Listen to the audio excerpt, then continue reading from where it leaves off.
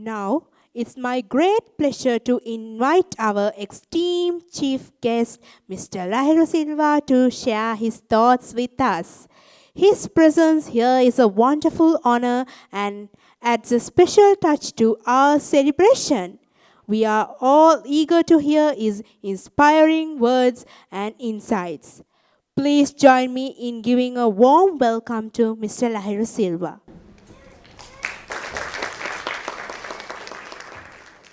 සුබ සන්ධ්‍යාවක් පැමිණ සිටින සියලුම දෙනාට ආදරණීය දෙමව්පියන්ට ඇත්තටම ප්‍රධාන අමුත්තා විදිහට එන්න හිටියේ වෙනම තැනැත්තෙක් මා හිත මිත්‍ර ආදායම් බදු දෙපාර්තමේන්තුවේ කොමසාරිස් ජෙනරාල්වරයෙක්. නමුත් එතුමාගේ නියෝජ්‍ය කොමසාරිස් වරයෙක් කිව්වොත් මං හිතන්නේ මං නිවැරදි. එතුමාගේ කාර්යබහුල තත්ත්වයත් එක්ක හදිසියෙම මේක වෙනස් වුණා. ඉතින් ඒක නිසා මට හදිසියෙම අපේ කාර්ය මණ්ඩලය කිව්වා කතාවක් කරන්න කියලා ප්‍රධාන අමුත්තා විදිහට. ඒ වගේම මම අපේ කාර්ය මණ්ඩලයෙන් සහ විශේෂයෙන්ම මගේ දයාබර බිරිඳගෙන් සමාව අයදිනවා. මට පොඩ්ඩක් අද ඔටෝක්‍රැටික් වෙන්න වුණා. මට ඉංග්‍රීසි භාෂාවෙන් කතාවක් තිබුණාට මට මේ වේදිකාව විතරයි තියෙන්නේ දැනට මගේ රටේ මගේ භාෂාවෙන් යම්කිසි දෙයක් කියන්න.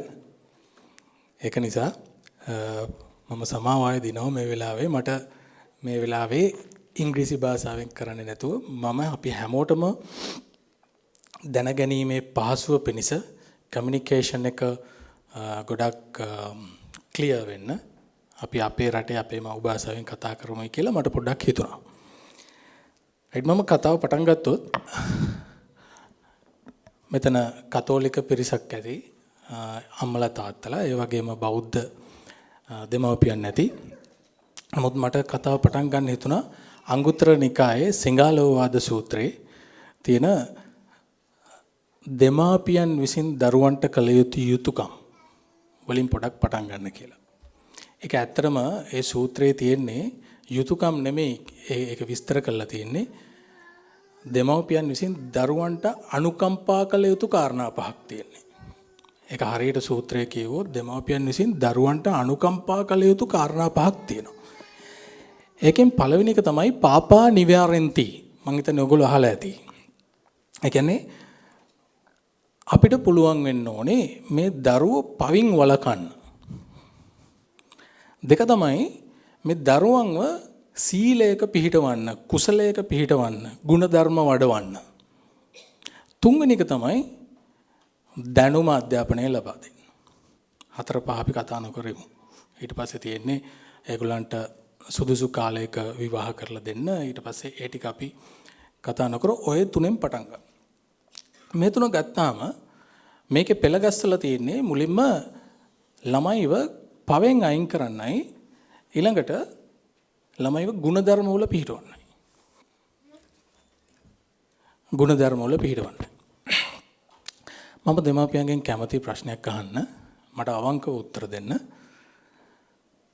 ඔයාලා ඔය තුන ඔය පිළිවෙලටද ඔගොල්ලෝ ඇඩ්හියර් වෙනවද ඒකට? ඔගොල්ලෝ පිළිපදිනවද ඒක? ඔගොල්ලෝ ගුණද හදන්නේ මුලින් නැනද හදන්නේ? ඔය දෙකෙන් මොකද්ද මුලින්ම හදන්නේ? ගුණ හදන්න අපි ගොඩක් කැමති මුලින්ම මේ පොඩි වයසේ ඉඳන් නැන ඊට පස්සේ හදාගන්න පුළුවන් කියලා හිතන අය අතුස්සන් බලන්න පොඩ්ඩක්. අතපල්ලේ දාන්න. අපිට නැන අපි ගුණ පොඩක් පස්සට දාමු. අපි නැන තමයි අපි අකුරු ටික තියලා ළමයා මේ යන රෂ් එකේ ගියොත් ඇති. මේක තමයි වැදගත් වෙන්නේ. එහෙම කියලා හිතන අය කියලා පොඩ්ඩක් බලමු. කමන්නේ අපි ඇත්ත කතා කරමු. කවුරුත් අතුස්සන්නේ. හරි. මතක තියාගන්න. ගුණ නැතුව දැනුම විතරක් ඇති වුණොත් මේ සමාජයට ඒ සමාජේ ලොකු විනාශයක් ඉස්සරහට වෙනවා. ගුණ නැතුව නැන විතරක් දියුණු වුණොත් ඒ සමාජයේ වැඩි පැවැත්මක් නැහැ. ඒ සමාජයේ වැඩි පැවැත්මක් නැහැ. ගුණ හැදුනොත් නැන හදාගන්න ඉතාමත් පහසුයි. ගුණ නැන දෙකම හැදුනොත් ඉබේම බල කියන එක හැදෙනවා. මම හිතන්නේ ඔයගොල්ලෝ මාත් එක්ක එකඟ වෙයි. මොකද ඔයගොල්ලෝ අහලා ඇති පින්මද පුතුන් 100ක් ලදුවත් નિසරු ಗುಣ නැන බෙලෙන්. ಗುಣ නැන බෙලෙන්. නැන ಗುಣ බෙලෙන් නෙමෙයි. ಗುಣ නැන බෙලෙන් යුතු පුතුමේ ඊතාගරු. මම හිතන්නේ ඒක අහලා ඇති. මේක පෙළ ගැස්සුවේ ಗುಣ නැන බෙල බල කියන එක. ඒක නිසා මේ සියලුම දෙමව්පියන් මම දකින විදියට දැන් මම ගුරුවරයෙක් විදියට මම හිතන්නේ 2007 ඉඳන් මේ දක්වා ලංකාවේ සහ විදේශයේ මම ඉගැන්වීම් කටයුතු කරනවා. එතකොට මම දැකපු දෙයක් තමයි මේ ඉතිහාස ඉඳන් ගත්තාම අද වෙනකන් මේ ළමයින්ගේ තියෙන ಗುಣ කියන එක පිරිහීගෙන යනවා. මගේ මිත්‍රෙක් මම මිත්‍ර ගුරුවරයෙක් ඉන්නවා මාත් එක්ක මුගන්නපු මම හිතන්නේ එතුමාත් මේක පිළිගන්නවා ඇති. මොකද අපි ඒක සලකලා බැලුවම මේ කාලයක් තිස්සේ ඉස්සරහා මීට කලින් අවුරුදු 10කට හිටපු ළමයිනේ මේ අද ඉන්නේ. ඒ සෑහෙන එක අපිට ඒක expected level එකේ නෑ ඒගොල්ලන්ගේ qualities, attitudes expected level එකේ ඒක නෑ. මොකද අපි focus කරන්නේ මේ race එකේ මේ rat race එකේ යන්න අපි focus කරන්නේ. මතක තියාගන්න ඔයාලගේ කරේ තියෙන chain එකක් තියෙනවා, pendant එකක් තියෙනවා. මේ pendant එක මම හිතුවොත් මේක දැනුම කියලා ඒක රඳවලා තියන්න පුළුවන් මේ ගුණධර්ම වලින්. නැත්තම් pendant එකේ වටිනාකමක් නැහැ. ಗುಣ තියෙන්න එයා ලස්සනයි. එයා සමාජයට හරි ලස්සනයි ප්‍රියමනාප පුද්ගලෙක්. එහෙම එකක් වෙනවා. මට මේ ළඟදී මට පොඩි අත්දැකීමක් තියෙනවා. මම දැන් සති 3කට විතර කලින් සුපර් මාකට් එකට ගියාම මම කාර් පාක් එකේ කාර් එක පොඩ්ඩක් මෙහෙම නැවැත්තුවා. නැවැත්තුවට පස්සේ මට ATM එකට යන්න වුණා. උදේ එක තරුණ දරුවෙක් හරි ලස්සනට ඇඳගෙන ඇවිල්ලා මගේ වාහනේ පිටිපස්සෙම එයා මෝටර් සයිකලේ දැන් නවත්තලා තියෙනවා. දැන් මට ATM එකෙන් එළියට ඇවිල්ලා දැන් මට මේක කාර් එක ගන්න විදියක් නැහැ. මම ඉස්සරහට ටිකක් බිල්ඩින් එකටත් කිට්ටු වෙන්න පාක් කරලා තිබුණේ. ගන්න විදියක් නැහැ. ඒතකොට ඒ ළමයා මම කිව්වා පුතේ ඔයා පොඩ්ඩක් මේක අරහෙට කරලා පාක් කරා නම් මට ටිකක් කලින් යන්න තිබුණා. ඒතකොට මේ දරුවා මට කියන මේ හොඳට ඇඳගෙන සුදු පාට හොඳට ලස්සනට ඇඳගෙන මම හිතන්නේ හොඳ ජොබ් එකක් කරන මම හිතන්නේ තරුණ දරුවෙක්. මේ ළමයා කියනවා ඇයි දැන් ඔයාට මොකද්ද වෙන්න ඕනේ? මම කිව්වා මට වෙන්න ඕනේ මේක පොඩ්ඩක් වාහනේ ඔයාගේ මේ මෝටර් සයිකලේ පොඩ්ඩක් අයින් කරගන්න. එහෙම කියද්දි නැවත අහනවා දැන් මොකද්ද වෙන්න ඕනේ කියලා මේ මගේ ළඟට. මම කිව්වා පුතේ මට ඕනේ මේක පොඩ්ඩක් එහාට කරගන්න. එහෙම කියන්න 3-4 වතාවක් මොකද්ද වෙන්න ඕනේ කිය අහනවා. දැන් මට එතකොට තේරුම් ගියා මේ අර ඉගෙනගෙන ඒකනේ ආ රස්සාවක් කරන්නේ. හැබැයි මොකද්ද වැඩිලා නැත්තේ? ಗುಣ වැඩිලා නැහැ. ಗುಣ වැඩුණොත් ಗುಣ වැඩිච්ච දරුවට පුළුවන් නම් මේක උගන්වන්න පොඩි කාලේ ඉඳන් තමන්ගෙම වරද දකින්න උදව් කරන්න. අපි පොඩි කාලේ ඉඳන්ම ලොකු වෙනකම් මැරෙනකම් අපි පුරුදු වෙලා ඉන්නේ අනුන්ගේ වරද දකින්න. අපි හැමතිස්සෙම නිවැරදි කරන්න යන්නේ අනුන්මයි. පොඩි කාලේ ඉඳන් පුරුදු කරන්න ළමයෙක්ට තමන් නිවැරදි වෙන්න, තමන්ගේ වැරද්ද අඳුන ගන්න, තමන්ම නිවැරදි වෙන්න, වැරද්ද දැක්ක තැන එයාට සමා වෙන්න කියලා කියන්නේ. ඒක පුරුදු කරන්න. ඒක ඊටාම උතුම් ගුණයක්. අපි අද කාට හරි වැරද්දක් පෙන්නොත් එයා මොකද කරන්නේ? තර්ක කරනවා. නිහතමානීකමක් නැහැ. මොකද්ද? තමන්ගේ වරද විදියට දකින්න. ඇයි? ඒක හදලා නැහැ. gederin හදලා නැහැ. මේ යථාර්ථය පුරුදු කරලා නැහැ. ළමයින්ට පොඩි කාලේ ඉඳන් මේ යථාර්ථය පුරුදු කරලා නැහැ. පොඩි කාලේදී මේක හදන්න අවශ්‍යයි. ඒක නැතුව මේ ලෝකේ ඔයා බලාපොරොත්තු වෙන ලෝකේ ඔයා බලාපොරොත්තු වෙන රට හදන්න බෑ. දැන් මට හම්බෙන ගොඩක් අයගෙන් මම අහනවා එක දෙයක්. මම හිතනවා මම ඕගොල්ලන්ගෙනුත් ඇහුවොත් මේ රට මම හම්බෙන අයෙන් අහන එකක් තමයි මේක හදන්න පුළුවන්ද? මේක ටික හරි අමාරුයි වගේ නේද හදන්න මේක. හැමෝම කියනවා හම්බෙන හැමෝම කියනවා මේක නම් හදන්න බෑ. මේ රටේ ඉන්න මිනිසුත් එක්ක හදන්න බෑ මේක. හැමෝම කියනවා. දැන් මේ මිලියන 22කම ගිහිල්ලා මම ඇහුවොත් මිලියන 22ම ওই කතාව කියනවනේ. එතකොට කවුරුින්ද හදන්න බැරි? මේ මිලියන 22ම අපි ලෝකේ ඉන්න මිනිස්සු ගැන අයින් කරමුකෝ. මිලියන 22ම හුරු වෙලා තියෙන්නේ මොකක්ද? අනුන් හදන්න. මිලියන 22කින් එක්කෙනෙක්වත් හුරු වෙලා නැහැ. මට හම්බෙච්ච මම මිලියන 22ම හම්බෙලා නැහැ. මේ ඊතාසුළු පිරිසක් එක්ක කතා කරනකොට තමන්ව හදාගන්න, තමන්ව නිවැරදි කරගන්න, තමන්ගෙන් විය යුතු යුතුකම් එකක්වත් හුරු කරලා නැහැ. එකක්වත් හුරු කරලා නැහැ. හැමතිස්සෙම බලන්නේ අනුන් හදන්න. තමන්ගේ වැරද්දක් පිළිගන්න එක, තමන්ගේ වැරද්දක් පෙන්නලා දෙන එක දරුවෙකුට පොඩි කාලේ ඉඳන්ම හුරු කරන්න. ඒ වගේම පොඩි කාලේ ඉඳන්ම හුරු කරන්න ඕනේ ලොකුම ස්කිල් එකක් තියෙනවා. It's a big skill. ඒක තමයි listening skill එක. ළමයෙක්ට පුරුදු කරන්න පුළුවන් නම් ඇහුම්කන් දීමේ හැකියාව, ඒ කුසලතාවය දියුණු කරන්න පුළුවන් නම් ඒක ඊටාම වටිනවා. අද මිනිස්සු ඇහුම්කන් දෙන්නේ උත්තර දෙන්න මිසක් ඒක අවබෝධ කරගන්න නෙමෙයි. අපි ඇහුම්කන් දෙන්න ඕනේ අවබෝධ කරගන්න. අපිට හොඳ ඇඩ්වයිස් එකක් කාටවත් දෙන්න බෑ. ඒක අවබෝධ කරගන්න ශක්තිය නැහැ. එයා ඒකට රියැක්ට් කරනවා. ලොකු ප්‍රශ්නයක්. ලොකු ප්‍රශ්නයක්. මේකෙන් කවදා හරි අම්මලා තාත්තලාට දුක් විඳින්න වෙනවා. ඔයා තමයි රට හදන්න ඕනේ. අම්මලා තාත්තලා තමයි ගෙදරිනුයි රට හැදෙන්නේ. වෙන කොහෙන්වත් නෙමෙයි. මම පුද්ගලිකව විශ්වාස කරනවා රට හැදෙන්නේ ගෙදරින්. මේ රට හදන්න පුළුවන් අය, හසුරවන්න පුළුවන් අය තමයි මේ ඉන්නේ. ඒක කොච්චර දුරට ඕගොල්ලෝ කරයිද කියලා මම දන්නේ නැහැ. නමුත් මම එහෙම විශ්වාස කරනවා. අද ඒ වගේම ළමයින්ට තියෙන ලොකු, මේ ඉස්සරහට ළමයින්ට නෙමෙයි මේ සමාජයේ තියෙන ලොකුම මනෝ මම ඒකට කිව්වොත් ඒක ඩිසෝඩර් එකක් තියෙන එක, මානසික අසනීපයක්. මේක හරි ලොකු ප්‍රශ්නයක්. මේ මානසික රෝග ගැන කතා කරන්න කිරීම මගේ විෂය නොවුනට ඒක මට අදාළ විෂයක් නෙමෙයි. නමුත් මම මේ කරුණු ටිකක් එකතු කරගත්තා. අද පොඩ්ඩක් ඕගොල්ලොත් එක්ක මේක බෙදා ගන්න. මේක ඊටාම වැදගත්. මේ ළමයින්ට තියෙන, මේ සමාජයට තියෙන, මේ වැඩිහිටියන්ට අපිටත් තියෙන මේ ලෙඩ අඩු වැඩි වශයෙන් සබ්බේ පුතග්ජන උන්මත්තකා කියලායි බුද්ධ දේශනාවේ තියෙන. අපි හැමෝම අඩු වැඩි වශයෙන් අපිට උන්මත්තක ස්වභාවයක් තියෙනවා. නමුත් මේ කියන රෝග ලක්ෂණ ඔයගොල්ලෝ කවදා හරි අහලා තියෙනවද? narcissistic personality disorder කියලා එකක්. මට පොඩ්ඩක් කියන්න අහලා තියෙනවද කියලා. narcissistic personality disorder. හරි. මේකට කියනවා NPD කියලා. මේක ලොකු ප්‍රශ්නයක් ඉස්සරහට. දැන් රෝග ಜಾති දෙකක් තියෙනවනේ. රෝග ಜಾති දෙකක් තියෙනවා. අපි මේ අපිට හැදෙන හැම ලෙඩක්ම කොටස් දෙකකට බෙදන්න පුළුවන්. මොකද්ද? කයට වැළඳෙන රෝග කියන බලන්න. මනසට වැළඳෙන රෝග. කයට වැළඳෙන රෝග අපිට ඒක කියන්න පුළුවන්, ඒකට බෙහෙත් ගන්න පුළුවන්, ඒකට ඕන දෙයක් කරන්න පුළුවන්. නමුත් මනසට ලෙඩක් හැදුනොත් ඒක හරි අමාරුයි. මනසට ලෙඩක් හැදුනොත් ඒ මනසට ලෙඩේ හැදිච්ච එක්කෙනත් එක්කින් අනිත් අයටත් ඒක හරි අමාරුයි විඳවන්න.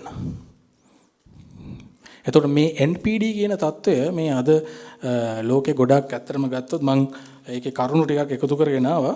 මේ ලෝකේ ඉන්න සියලුම ජනගහනේ 106ක ප්‍රමාණයකට මේ NPD කියන தত্ত্বය තියෙනවා. මේ NPD කියන தত্ত্বය තියෙනවා. මොකද මේ NPD කියලා කියන්නේ narcissistic personality disorder. right? මම ඔයාලට අද මේක පොඩ්ඩක් මම දැනගත්ත කරුණු ටික මම ඔයාලට බෙදා ගන්නවා. ඒක වැදගත් වෙන්නේ ඔයගලන්ට. ඔයාලා මේ දරුවන්ව හදද්දී ඒ දරුවන්ටත් ඕක නොවෙන්න හදන්න. ඒ වගේම මට මේ සමස්තය කියන්න හම්බ වෙන්නේ නැහැ අද. මේ වගේම මේ කියන කාරණා වැඩිදුරටත් හොයලා ඔයාගේ දරුවන්ට ආදරේ නම් මේ දේවල් ඉම්ප්ලිමන්ට් කරන්න. මේ දේවල් ඒගොල්ලන්ට නොවෙන්න ඔයගොල්ලෝ වගේ බලාගන්න. මොකක්ද මේ narcissistic personality disorder කියලා කියන්නේ? මේක ඇත්තටම මට ඒක සිංහලෙන් කියන එක මට දන්නේ නැහැ. නමුත් මේක මම කිව්වා වගේ ලෝකේ 106ක ජනතාවට මේක වැඩිපුරම තියෙනවා. මේක හරියටම තියෙනවා 106ක.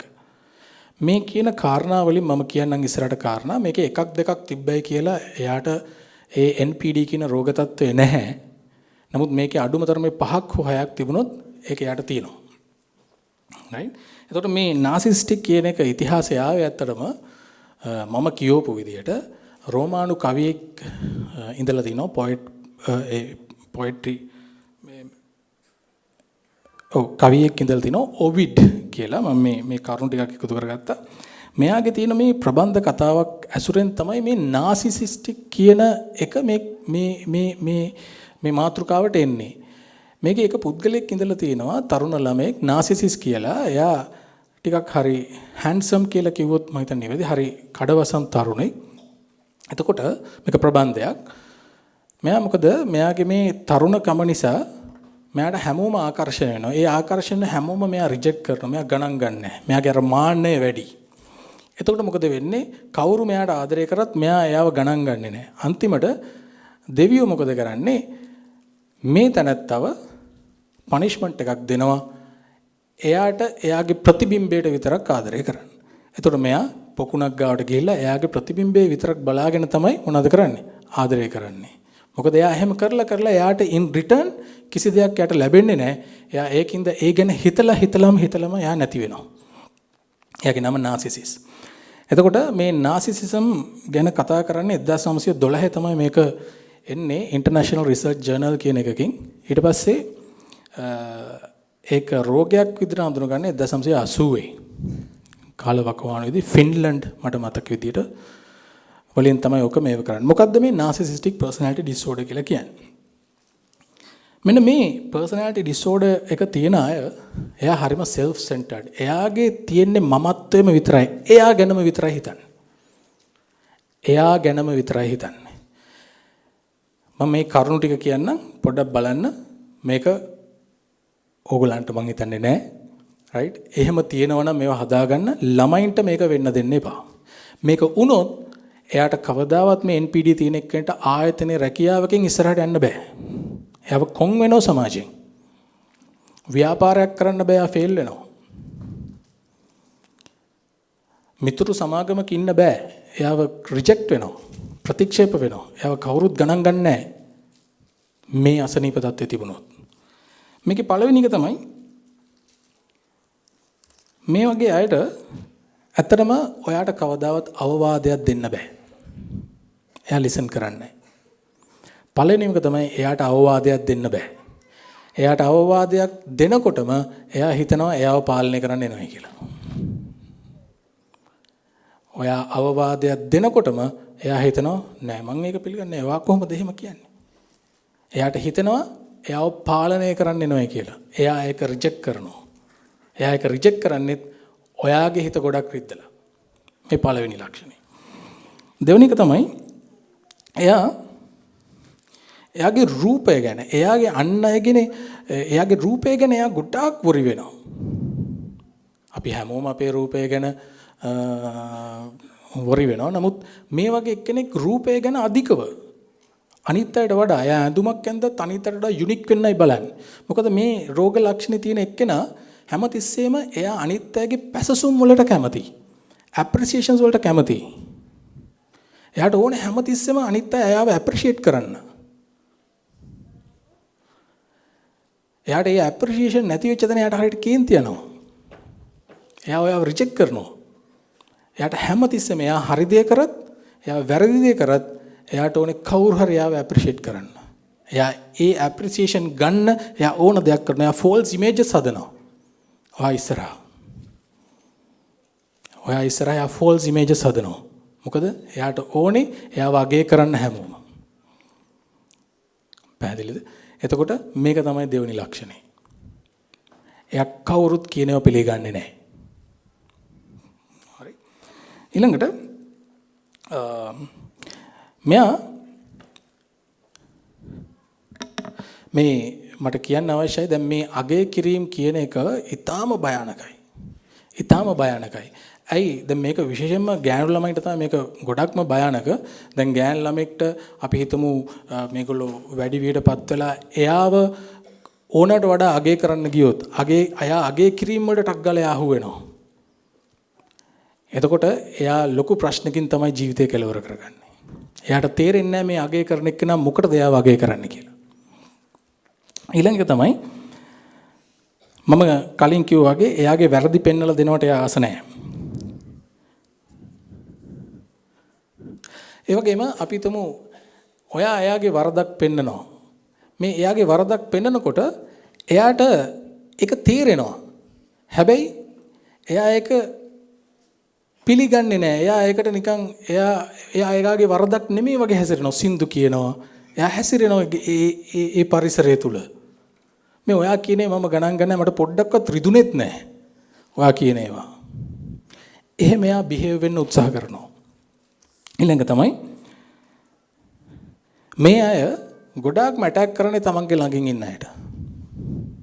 එයා ඔයාගේ ඒ වගේ තියෙන එකක් තියෙන ඒ අසනීපයක් තියෙන එක්කෙනෙක් ගොඩාක්ම ඇටැක් කරන්නේ හිත රිද්දන්නේම තමන්ගේ ළඟින් ඉන්න අයට. හරි වෙන දුරින් ඉන්න ඇත්ත එක ගොඩාක් හොඳයි. එයාට සලකන අයට තමයි එයා ඇටැක් කරන්නේ. එයාට ගොඩාක් හොඳ කරන අයටම තමයි එයා රිජෙක්ට් කරන්නේ, ඇටැක් කරන්නේ. ඒ narcissistic personality disorder තියෙන ඒ ලක්ෂණයක් එක. ඊළඟට එයා අපි හිතමු එක්කෙනෙක් එක තරහ වුණොත්, ඔයත් එක තරහ වුණොත් ගෙදර තව එක්කෙනෙක් එක්ක හොඳට යාළු වෙනවා. එයාත් එක තරහ වුණොත් ඔයත් එක හොඳට යාළු වෙනවා. එයාට අර ඉන්න බෑ. එයා කායික හරි සපෝට් එකක් එයාට හැමතිස්සෙම බෑකප් සපෝට් එකක් ඕනේ. එයාට ස්ට්‍රෝං ඉන්න බෑ. එයාගේ තෝට් එකත් එක්ක එයාට ඉන්න බෑ. ඒ වගේම එයාට lack of empathy. එයාට අනිත් අයගේ හැඟීම් දැනීම් ගැන තේරෙන්නේ නැහැ. ඔයාට උනත් පුදුම විදියට ඔයාගේ හිත රිද්දන්න පුළුවන්. ඔයාගේ දරුවෙක් උනත් කවදා හරි හිත රිද්දනවා නම් හැමතිස්සෙම සමහර විට මේ රෝග තත්ත්වෙ වෙන්නත් පුළුවන්. right? එයාට lack of empathy. එයාට අනිත් අය ගැනීම කිසිම හැඟීමක් නැහැ. එයාමයි කැපිලා පේන්න හදන්නේ. එයා අනිත් අයව පුළුවන් තරම් හෙලා දැකලාමයි කතා කරන්නේ. ඊළඟට එයා අනිත් අයගෙන් පුදුම විදියට perfection බලාපොරොත්තු වෙනවා. හැබැයි එයා කිසිම perfect ගතියක් නැහැ. එයා බලාපොරොත්තු වෙන්නෙම perfection. නමුත් in return එයා perfection දෙන්නේ නැහැ. ඊළඟට තමයි මේ වගේ අය සමාජයට පෙන්වන්නේ වෙනමම මූණක්.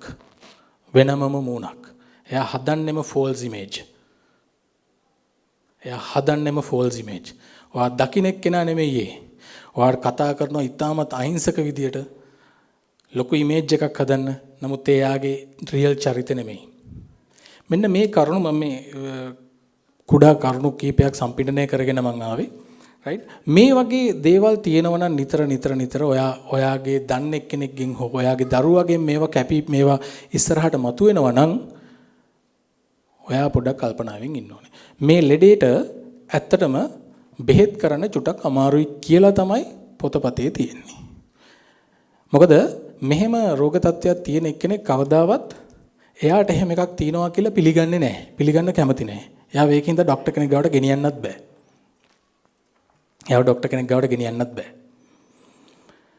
එතකොට මේ වගේ එකක් හදාගන්න පුළුවන් පහසුම ක්‍රමය තමයි Tamanට පුළුවන් වෙනෝනේ Taman අඳුනගෙන මට මෙන්න මේ අඩුපාඩු ටික තියෙනවායි කියලා තමන්ම නිවැරදි වෙන්න. නමුත් ඒක ඊටාම අමාරු වැඩක් මේ මිනිස්සුන්ට. මොකද මිනිස්සුયો හරීම ආසයි තව කෙනෙක්ට මේ ලෝකේ මිනිස්සු ආසම එකක් තමයි තව කාට හරි අවවාද දෙන්නත්. මිනිස්සු ආසම නැති එකක් තමයි තව කවුරු තමන්ගේ වැරදි පෙන්නනවට. අපි හරි ආසයිනේ අවවාද දෙන්න. පුදුම අවවාද දීමේ හැකියාවක් අපිට තියෙනවා. හරි ආසයි. ඒකින්ද මේ වගේ අයව හරි අමාරුයි ડોක්ටර් කෙනෙක් ගාවටත් එක්කන් යන්න. එක්කන් ගියත් ડોක්ටර්ටත් සාමාන්‍ය කාලයක් ගත වෙනවා මේ වගේ එක්කෙනෙක්ට බෙහෙත් කරන්න. දැන් මේ වගේ එකක් ඇති වෙන්නේ ඇයි? ඒක තමයි වැදගත්ම එක. ඒක තමයි මේ root cause එක අපි බැලුවොත් මේ වගේ එකක් ඇති වෙන්නේ ඇයි?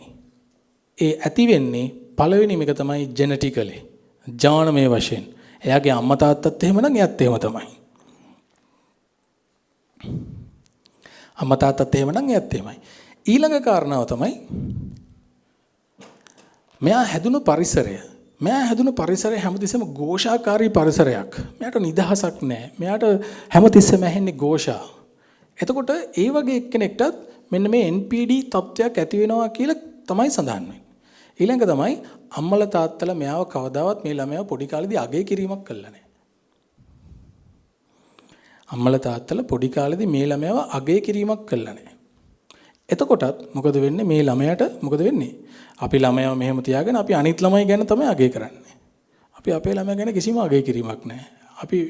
අපි ඇප්‍රීෂিয়েට් කරන්නේ නැහැ ආව. ඒ වගේම අපි සමහරවිට ඕව ඇප්‍රීෂিয়েට් කරාමත් මේ වගේ එකක් එනවා.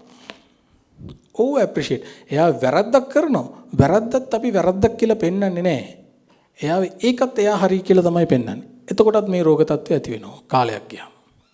එයා වැරදක් කරාම වැරදි මේක ඔයා වැරදි මේක හදාගන්න කියලා ඒ වෙලෙදි පෙන්නුවොත් මේ රෝග තත්ත්වය අනාගතයේදී නැති කරගන්න පුළුවන්. අපි වැරද්දක් පෙන්නුවත් ඒ වගේම එයාට නිතරම එහෙම දොස් කියනකොට එයා හොඳක් කරත් දොස් කිව්වොත් ඒකත් අප්සෙට්. ඒක නිසා මෙන්න මේ කියන කාරණා හේතු කොටගෙන තමයි මේ NPD කියන தත්ත්වය ඇති වෙන්නේ. මම ඕගොල්ලන්ගෙන් ඉතා කාරුණිකව ඉල්ලනවා තව දුරටත් මේ தත්ත්වය මේ ගැන ඕගොල්ලෝ පොඩ්ඩක් හදාරන්න අම්මලා තාත්තලා වශයෙන්. ඒ වගේම